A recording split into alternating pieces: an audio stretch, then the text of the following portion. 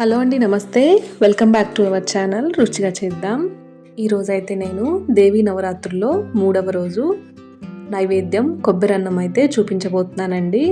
కొబ్బరన్నం మనము అన్నపూర్ణాదేవికి నైవేద్యంగా సమర్పిస్తాము. చాలా ఈజీగా చేసేసుకుందాం.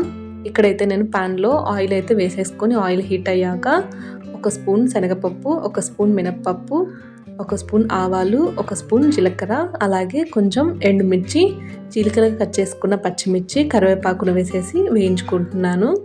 అలాగే అందులో మంచి టేస్ట్ రావడానికైతే కొన్ని జీడిపప్పుల్ని ఇలా అయితే వేసేసుకోవాలి. వేసేసుకొని ఇవి కాస్త మనకు ఫ్రై అయ్యేలాగైతే వేయించుకోవాలండి. వీటిలలో మీకు ఇష్టమైతే కనుక పల్లీలు కూడా వేసి వేయించుకోవచ్చు. ఇలా మనకు ఇవి కంప్లీట్గా వేగిపోయిన తర్వాత నేను ఇక్కడ పచ్చి కొబ్బరిని అయితే సన్నగా కట్ చేసేసుకొని మిక్సీ పట్టుకున్నాను. మిక్సీ పట్టుకున్న దాన్ని తాలింపులో వేసేసి ఒక 5 మినిట్స్ అయితే వేయించుకోవాలండి. అప్పుడు మనకు పచ్చివాసన పోయి బాగుంటుంది.